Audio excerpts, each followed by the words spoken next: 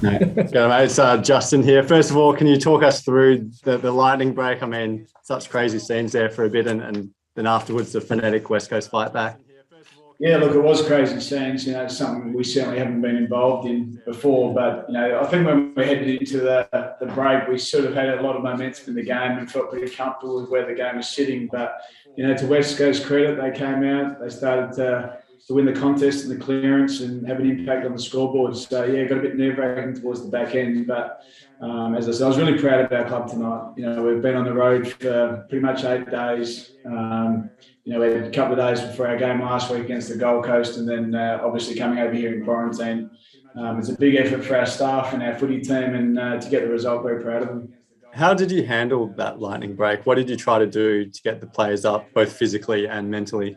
Yeah, look, there were a lot of unknowns, like how long it was going to go for. Initially, we got told 20 minutes. I'm not sure what it ended up being, but it felt longer. So we let them take a breather. We reset them, spoke to them, and then we got word we got another 10 minutes. So it was a difficult situation to go through, and one we'll obviously learn from. We could have done things in the last 10 minutes a hell of a lot better, and we'll continue to grab hold of those things and teach our group a little bit more about game state in certain situations.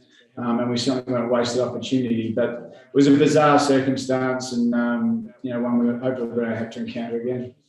So it was actually 29 minutes in the end that you're off for. Were you concerned at all about warming blokes up, injuries that could have happened? It's pretty late in the year to be sitting around for 29 minutes.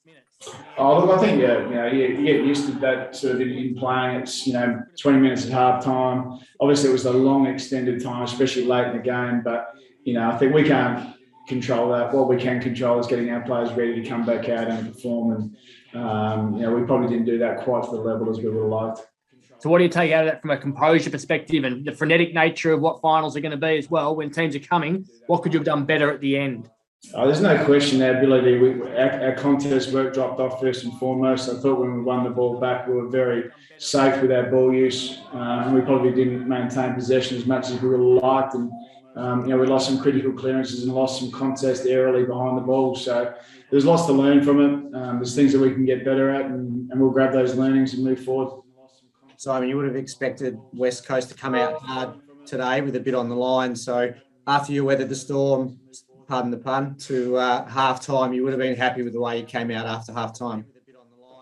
Yeah, we did. We knew West Coast were going to bring a lot of pressure, a lot of tackle, a lot of contests. They've been under pressure as a footy club for the whole week, and the conditions suited that type of footy. I thought we withstood it really well at half-time. I think we're -14 in contest, but I thought the players adapted to the way they were playing really well at half-time, and we got some enormous momentum in the game and had full control of it up until the lightning break. So, there were a lot of things that we needed to adjust, just minor things, but we got on top in the areas that we wanted to. And, West Coast, like a proud club they are, they just kept coming. Top 4 spot is probably what you were aiming for, and you've cemented that now. What does that mean to you and the playing group? It's really important for our footy club to cement that spot in the top 4. We know if you sit in that position, you give yourself the best chance come the season end. But that's really only our first step of what we want to do. We want to continue to build our game. We want to continue to make our supporters proud and make sure that when we hit the final stages of the season that we're playing our best footy. And I thought tonight there was areas of our game that could improve, but there were certainly some areas that I thought we're starting to head right back in the right direction. What happens the next couple of weeks is cementing that top to allow you to manage players a little bit different than you would if you still had to get a win to clinch that spot?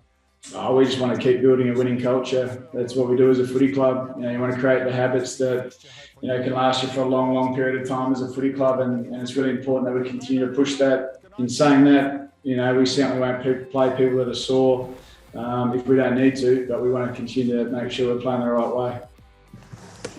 Woody, how did you view the ruck battle tonight and Luke Jackson's role in that? Yeah, I thought Jacko was terrific. I thought it was a very even battle. I thought Nick Nat late in the game was pretty pivotal. But I thought both Goodwin and especially Jacko, I thought his impact in the ruck and aerially forward of the ball was very, very strong for us. So, he took another step forward for a young player, as did Jake Bowie. Trent Rivers, Cosy Piggott. We've got a lot of young players that are still learning what the game's about. And, all those guys stepped up at critical moments. And with your tools, Ben Brown, how did you see his night and form line going into September? Yeah, I thought he was terrific. I thought, early in the game, he gave us a real target. He's continued to build his game, and his competitive nature and his ability to hit the scoreboard starting to come out. So we're really happy with how Brown is progressing, and his best footage ahead of him, that's for sure.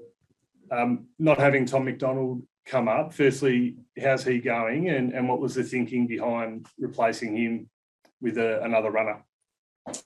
Yeah, look, Tom's obviously got a little bit of a stiff back. We're still working through what that looks like.